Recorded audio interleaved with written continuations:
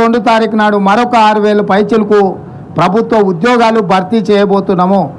మేము ఏదైతే 2 లక్షల ఖాళీలను భర్తీ చేస్తామని చెప్పినామో ఇలా గర్వంగా 25,000 ఉద్యోగాలు మేము భర్తీ చేసినామని ప్రజలకు కనిపించే విధంగా, కుళ్ళుకుంటున్న వాళ్ళకి వినిపించే విధంగా ఎల్బీ స్టేడియంలోనే వేలాది మంది సమక్షంలో నియామక భర్తీల పత్రాలు వాళ్ళ చేతికి అందజేసినాం. ఎందుకంటే ఇచ్చినా కూడా ఇయ్యలేదని అబద్ధ ప్రచారాలతోని గోబెల్స్ కంటే కూడా వాళ్ళ బాబుల్లాగా తయారై మామ అల్లుళ్ళు తండ్రి కొడుకులు మా ప్రభుత్వం మీద దాడి చేసే ప్రయత్నం చేస్తున్నారు. కాబట్టి ప్రజల కళ్ళెదురుగా నిరుద్యోగ యువకులకు ఉద్యోగ అవకాశాలు కల్పించినాము. శ్రీధర్ బాబు గారి నేతృత్వంలో ఐటీఐలను ఈరోజు స్కిల్ యూనివర్సిటీస్గా మార్చి 65 ఐటీలను 2,000 కోట్లతోని నైపుణ్యాన్ని అభివృద్ధి చేయాలని ఈరోజు తెలంగాణ రాష్ట్రంలోనే 10 స్కిల్ యూనివర్సిటీలను ప్రారంభించి గ్రామీణ ప్రాంతాలలో ఉండే చదువుకున్న నిరుద్యోగ యువకులకు నైపుణ్యాన్ని నేర్పించి ఆర్థికంగా బలపడే విధంగా ఉద్యోగ ఉపాధి అవకాశాలు కల్పించే విధంగా ఈరోజు మా రాష్ట్ర ప్రభుత్వం ప్రణాళికలు చేపడుతుంది. సాగునీటి ప్రాజెక్టుల్లో జరిగిన అక్రమాలు, దోపిడీ, నిర్లక్ష్యము కళ్ళగట్టినట్టుగా మొన్ననే మీరు చూసిర్రు. మేడిగడ్డ కావచ్చు, అన్నారం కావచ్చు, సుందిల కావచ్చు, మొత్తం కాళేశ్వరం ప్రాజెక్టే మేడిపండులాగా తయారైందని మీ కళ్ళ ముందలో చూపించినాం. కృష్ణానది జలాల దోపిడీ కళ్ళు మూసుకొని కేసీఆర్ ఫామ్ హౌస్లో ఉండడం వల్ల ఆంధ్రప్రదేశ్కు సంబంధించిన ముఖ్యమంత్రి గారు ఆ రాష్ట్రము అధికారికంగానే అన్ని తరలించకపోతుంటే ఆనాడు నిర్లక్ష్యం వహించారు. ఆ విషయంలో కూడా ఉత్తమ్ కుమార్ రెడ్డి గారు శాసనసభలో అన్ని వివరాలను బయటపెట్టారు. రాష్ట్రం అప్పుల పాలైంది, 7 లక్షల కోట్ల రూపాయల అప్పులు తీసుకొచ్చి రాష్ట్రాన్ని మొత్తం దివాలా వేయించండి. అదేవిధంగా విద్యుత్ విషయంలో కూడా జరిగిన దోపిడీని, చేసిన తప్పులను ఉప ముఖ్యమంత్రి గారు బట్టి విక్రమార్క గారు కూడా ప్రజలందరికీ వివరించే ప్రయత్నం చేసింది. నేను ఎందుకు ఈ వివరాలన్నీ చెప్తున్నా అంటే 10 సంవత్సరాలలో 60 సంవత్సరాల ఉమ్మడి రాష్ట్రంలో సమైక్య పాలనలో కూడా జరగనంత అన్యాయము, దోపిడీ, నిర్లక్ష్యం ఈ 10 సంవత్సరాల చంద్రశేఖరరావు గారు పాల్పడ్డారు.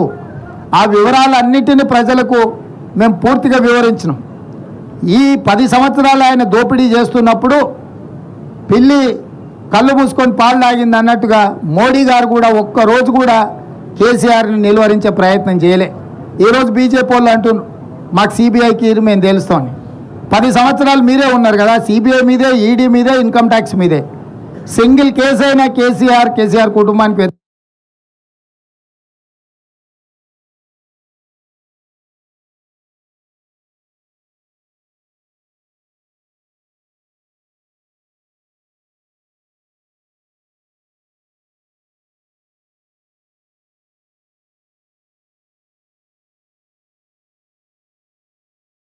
వ్యతిరేకంగా మీరు ఎఫ్ఐఆర్ చేసిందా? ఒక్క రూపాయి అవినీతి మీదైనా మీరేమన్నా విచారణ చేపట్టిందా? ప్రతిపక్షంలో మేము ఉన్నప్పుడు పదే మీకే అధికారికంగా ఫిర్యాదులు చేసినాం, కోర్టు నుంచి కూడా ఆర్డర్లు తీసుకొచ్చిన నేను, కానీ ఏ రోజు కూడా విచారణ చేయలే. ఇవాళ మేము జ్యుడిషియల్ ఎంక్వైరీకి ఆర్డర్ ఇచ్చిన తర్వాత న్యాయాధిపతులతోని, న్యాయస్థానాల ద్వారా retired high court judge or supreme court జడ్జిల చేత జరగబోయే విచారణను టీఆర్ఎస్ ప్రభుత్వం ఎదుర్కోవాల్సిన పరిస్థితులు ఉన్నాయి. కాబట్టి ఈరోజు తెలంగాణ ప్రజలకు మేము ఒకటే మాట ఇవ్వదలుచుకున్నాం. ఎన్నికల్లో మీకు ఇచ్చిన ప్రతి హామీని అమలు చేసే బాధ్యత మాది. రైతులకు 2 లక్షల రూపాయల రుణమాఫీ మీద కూడా బ్యాంకుల అందరితో చర్చలు చేస్తున్నాం. తొందరలోనే మీకు మంచి శుభవార్తను చెప్పబోతున్నాము. ఏ హామీని కూడా మేము వదలదలుచుకోలేదు. తప్పకుండా ఆ హామీలను అమలు చేసే బాధ్యత మాది.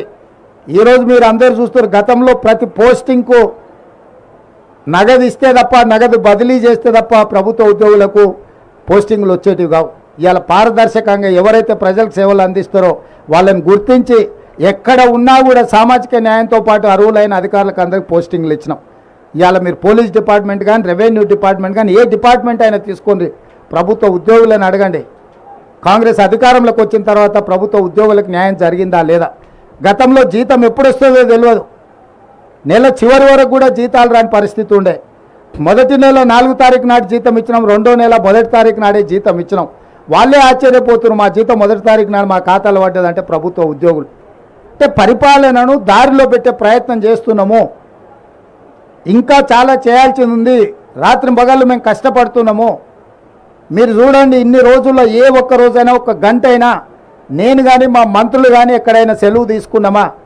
ప్రతిరోజు ప్రతి నిమిషము పరిపాలనను దారిలో పెట్టి పేదలకు మేలు జరిగే విధంగా పేదలకు అందుబాటులో ఉండే పరిపాలన అందిస్తున్నాము. ఏ రోజు కూడా మేము ప్రజలకు అందుబాటులో లేము అనేదే లేదు. సచివాలయం ప్రజలది అని చెప్పి సచివులను కలుసుకోవడానికి ప్రజలు ఎవరైనా రావచ్చు అని స్పష్టంగా ఈరోజు అవకాశం కల్పించినాం. సచివాలయం ఎట్లుందో మేము వచ్చేవరకు మీడియా మిత్రులు లోపలికి రాలే, గేట్ బయటలుండి చూసుడే తప్ప లోపలికి రాలే. ఇవాళ స్వేచ్ఛగా మమ్మల్ని కూడా పోనీలా, సీతక్క పోతే పట్టుక పోలీసులు పట్టుకపోయారు, నేను పోతే పోలీసులు పట్టుకపోయారు. మా సంగతి కాదు, పోనీ మిమ్మల్ని ఇచ్చినట్టే మీకు కూడా అవకాశం రాలే. కానీ ఇవాళ అన్ని చేంబర్లు మీరు తిరిగే పరిస్థితి వచ్చింది. స్వేచ్ఛ అనేది ఈరోజు తెలంగాణ సమాజానికి కాంగ్రెస్ పార్టీ ఇచ్చింది. ఇక సంక్షేమం అభివృద్ధి కార్యక్రమాలు నిరంతరం తప్పకుండా వాటి అన్నిటిని కూడా కొనసాగిస్తాము. ఏ సమ్మక్క సారలమ్మ ఆశీర్వాదంతో ఈరోజు పేదల ప్రభుత్వం ప్రజాప్రభుత్వం వచ్చిందో తప్పకుండా పేదల ఆకాంక్షలను నెరవేర్చడానికి రాష్ట్రంలో మేము మాట ఇచ్చిన 6 గ్యారెంటీలను అదేవిధంగా మేము చేస్తామన్న అభివృద్ధి కార్యక్రమాలను ముందుకు తీసుకెళ్తాము. మీ అందరి సహకారం ఉండాలి. ఈ ప్రాంతాన్ని అత్యధికంగా నిధులతో జాతర వచ్చినప్పుడే అభివృద్ధి కాదు, జాతర కోసం నిరంతరం ఇక్కడ జరగాల్సిన అభివృద్ధిని కూడా స్వయంగా నేనే పర్యవేక్షించి మా ఇద్దరు సోదరిమణుల నేతృత్వంలో ఈ ప్రాంతాన్ని అభివృద్ధి చేసే బాధ్యత కూడా మేము తీసుకుంటాం. అదేవిధంగా మీకు కూడా 10 ఏళ్ళు మోసం జరిగింది మీడియా మిత్రులకు. మీ సమస్యలు కూడా తొందరలోనే ప్రెస్ అకాడమీ చైర్మన్ను తొందరలోనే నియమించబోతున్నాం. వారి ద్వారా మీ సమస్యలన్నిటిని కూడా వివిధ సంఘాలతోటి మీతో చర్చించి మీ సమస్యల్ని పరిష్కరించే బాధ్యత మా ప్రభుత్వం తీసుకుంటుంది. ఇంకా 100 రోజులు కూడా కాలేదు, మేము వచ్చి 10 సంవత్సరాలు ఓపిక పట్టినరు.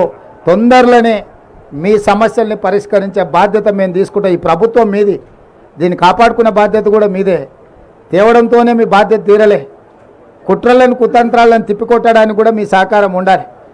ఈరోజు వెనకంగా అక్కడంగా ఇక్కడంగా ఇద్దరు పొద్దుటిపూట ఒకటి మాట్లాడుతారు, చీకటి ఇంకోటి మాట్లాడుకుంటారు. వాళ్ళిద్దరి మధ్యలో ఉన్న సమన్వయం మీకు అర్థమయ్యే ఉంటుంది. 7 సీట్లు కేసీఆర్కు, 10 సీట్లు బీజేపీకి అని మాట్లాడుకొని ఏదైతే ఎన్నికలకు రాబోతుందో రాబోయే పార్లమెంట్ ఎన్నికలలో వీళ్ళిద్దరి చీకటి ఒప్పందాన్ని కూడా తిప్పికొట్టే బాధ్యత మీడియా మిత్రుల మీద ఉన్నది. తప్పకుండా ఈ ప్రభుత్వం మీది, మీ సమస్యలను కూడా పరిష్కరిస్తామని చెప్పి మీడియా మిత్రులకు తెలియజేస్తూ సెలవు తీసుకుంటున్నాను.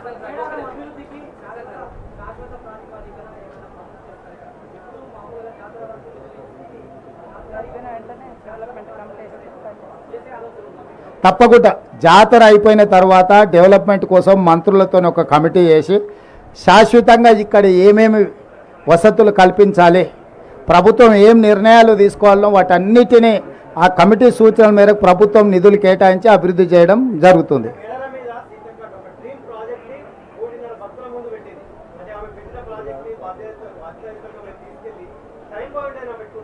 డెఫినెట్గా మంత్రులతో ఒక కమిటీ ఏర్పాటు చేసి సీతక్క ఆలోచనలు, భక్తుల ఆలోచనలు, ఇంకా నిపుణుల ఆలోచనలను కూడా పరిగణలోకి తీసుకొని గిరిజన సంఘాలు, ఆదివాసీ సంఘాలు కూడా ఉన్నాయి. వాళ్ళకు కొన్ని ఇక్కడ ఏది పడితే అది అభివృద్ధి చేయడానికి వాళ్ళ సాంప్రదాయం ప్రకారమే మనం ఇక్కడ అభివృద్ధి కార్యక్రమాలు చేపట్టాలి. వాళ్ళ సాంప్రదాయానికి భంగం కలిగే విధంగా మనం అభివృద్ధి చేయడానికి వీల్లేదు. ఆ సాంప్రదాయం